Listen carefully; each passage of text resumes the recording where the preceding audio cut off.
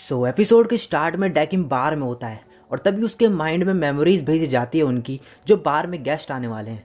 डैकिम को कुछ अजीब लगता है और वो नोना को कॉल करता है। वो बोलता है कि मैम, जो लोग बार में आने वाले हैं उनमें से एक खूनी है और मुझे ऐसे लोगों की जजमेंट का कोई एक्सपीरियंस नहीं है। नोना उसे बोलती है कि बाकी आर्बिटर अभी काम पे है तो ये तुम्हें ही हैंडल करना पड़ेगा। तो ये जो बंदे आने वाले हैं ये और कोई नहीं है, ये वही बंदे हैं जिन्हें नोना ने ही भेजा था उससे कास्टा से रिक्वेस्ट करके जानबूझ के डैकिम के बार में, जो हमें एपिसोड 7 के एंड में दिखाया गया था।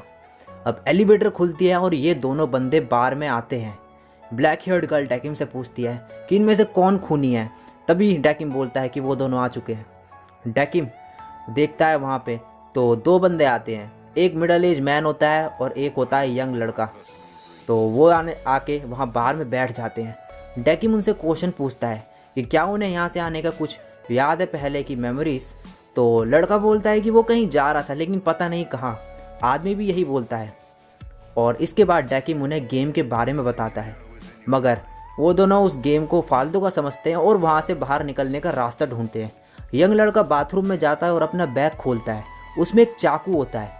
इसके बाद जब इन्हें बार में जाने का रास्ता नहीं मिल पाता तो ये दोनों वापस बार में आते हैं। वो आदमी बोलता है कि हमें यहाँ ऐसे नहीं रख सकते तुम, मैं एक डिटेक्टिव हूँ और ये रूल्स के खिलाफ है, इसके लिए तुम्हें जेल भी हो सकती है। डैकिम उन्हें वहीं पपेट दिखा के डराने की कोशिश करता है और जो छोटा लड़का होता है वो डर भी जाता है थोड़ा बहुत। तो इसके बाद वो दोनों एक जगह में जाते हैं और आपस में बात करते हैं, जहाँ पर यंग लड़का बोलता है कि ये खूनी तो नहीं। तो उसके बाद जो है वो बंदा जो डिटेक्टिव होता है वो बोलता है कि मैं किसी की भी आंखों को देखकर पता लगा सकता हूँ कि कौन खूनी है और कोई कौन नहीं। और वो आदमी कहता है कि मुझे उसकी आंखों को देख के नहीं लग रहा था कि वो खूनी है और ना ही वो झूठ बोल रहा है। ये दोनों अपना इंट्रोडक्शन देते हैं एक दूसरे को। आदमी अपना नाम तात्सुमी बताता है और लड़का अपना नाम शिमाडा। तात्सुमी बोलता है कि तुम मेरे साथ थोड़ा सा साथ दो मेरा बस, और मैं तुम्हें यहाँ से बाहर निकाल दूंगा। अब ये वापस बाहर में जाते हैं और रूलर बटन को प्रेस कर देते हैं। इनका गेम सेलेक्ट हो जाता है। इनका गेम है एयर हॉकी का। ब्लैक हेयर्ड गर्ल इन्हें रूल्स एक्सप्लेन करती है और बोलती है जो पहले 6 पॉइंट स्कोर कर देगा वो जीत जाएगा।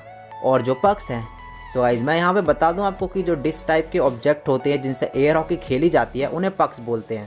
तो वो बोलते हैं कि ये जो पक्स है उनसे जो है इनके ऑर्गन्स कनेक्टेड है। रेड पक्स शिमाडा के हैं और ब्लू तात्सुमी के। और वो उन्हें बताती है कि तुमने अगर अपने कलर के पक्ष से स्कोर करा तो तुम्हें 2 पॉइंट्स मिलेंगे, और अगर तुम पे ही स्कोर हो गया तो तुम्हारा 1 पॉइंट माइनस हो जाएगा। अब गेम शुरू हो जाता है और शिमाडा पहला स्कोर कर देता है। अब नेक्स्ट बारी तात्सुमी की आती है, वो भी स्कोर कर देता है। और तभी शिमाडा को कुछ याद आता है कि उसकी बहन रो रही है और वो उसे शांत करा रहा है। वो तात्सुमी को बताता है कि उसके पेरेंट्स मर गए थे जब वो बहुत छोटी उम्र के थे और अब वो 22 साल का है और जॉब भी करता है। अब इनका गेम चलता रहता है और ब्लैक हेयर्ड गर्ल डैकिम को बोल दिया है कि ये रिमोट दोबारा यूज़ मत करना। डैकिम बोलता है कि ये टूट चुका है। वो फिर बोलती है कि एक इंसान जो खूनी है, ऐसे बंदे को जज करना आसान नहीं होगा। इस पर डैकिम बोलता है कि इंसान तो इंसान है, अब वो चाहे खूनी हो या कोई और, जजमेंट तो करनी ही पड़ेगी। अब दोनों का स्कोर जो है सेम हो जाता है, तात्सुमी और शिमाडा का। इसके बाद वो तात्सुमी और शिमाडा आपस में बात करते हैं सोफे में बैठ के, और तात्सुमी बोलता है कि मैंने ऐसा आदमी कभी नहीं देखा, इसमें कोई इमोशंस ही नहीं है। शिमाडा कहता है कि हम ये गेम खेल ही क्यों रहे हैं। तो तात्सुमी बोलता है कि हम शायद कुछ ढूंढ ले इसके दौरान और इस वाइट हेयर्ड बंदे से रिलेटेड कुछ ढूंढ ले हम। तो शिमाडा बोलता है कि मैंने बस ये खेलने के लिए इसलिए हाँ बोली थी क्योंकि मुझे लगा था कि तुम हमें यहाँ से बाहर निकालोगे। तात्सुमी बोलता है कि थोड़ा और वेट कर लो बस। अब गेम दोबारा स्टार्ट हो जाता है। शिमाडा को फिर से याद आता है कि उसकी सिस्टर हाई स्कूल में चली जाती है और वो उसे कॉन्ग्रेचुलेट कर रहा है। अब शिमाडा फिर से स्कोर कर देता है और तभी तात्सुमी को याद आता है कि वो अपने घर आ रखा है और वो अंदर देखता है तो उसकी बीवी मरी हुई होती है। वो फिर ऐसा सदमे में चले जाता है, सोफे में बैठने चले जाता है उसके बाद वो। और डैकिम बोलता है कि इनकी डेथ का जो शौक है वो इतना ज़्यादा है कि इनकी मेमोरीज बहुत धीरे आ रही है।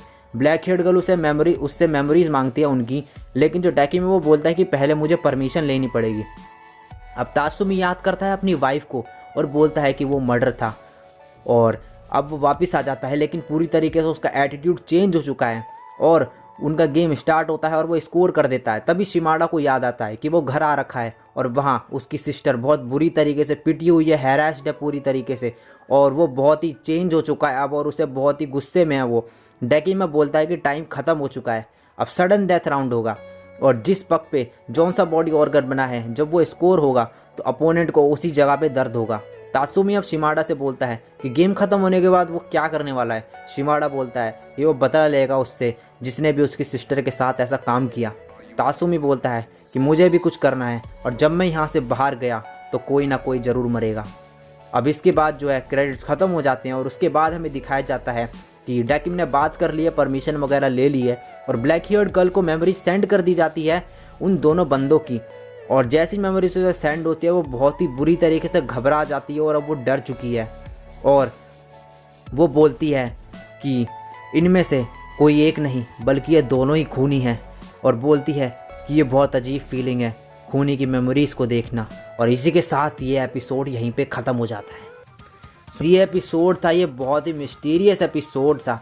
इसमें बहुत ही ऑसम जो है स्टोरी लाइन लिखी गई है और हमें इस एपिसोड को अभी आगे देखना भी बाकी है क्योंकि अभी इनका गेम फिनिश नहीं हुआ है और इनका जजमेंट भी डैकिम ने अभी पूरी तरीके से नहीं करा है। तो अब आगे इनका क्या हाल होगा, क्या इनका जजमेंट होगा, वो देखने के लिए अब नेक्स्ट एपिसोड आपको देखना पड़ेगा। और ये दोनों में से एक खूनी नहीं बल्कि दोनों के दोनों ही खूनी है। ये ब्लैक हेयर्ड गर्ल को पता चला जब डैकिम ने उसे मेमोरी सेंड करी इन दोनों बंदों की। तो अगर ये वीडियो आपको अच्छी लगी हो एक्सप्लेनेशन की तो भाई लाइक कमेंट शेयर ज़रूर करना और चैनल पे पहली बार आए हो तो भाई सब्सक्राइब भी ज़रूर करके जाना और बेल आइकन को भी प्रेस कर देना ऐसी ऑसम कंटेंट देखने के लिए। तो मैं मिलता हूँ नेक्स्ट वीडियो में, तब तक के लिए सायोनारा और बाय।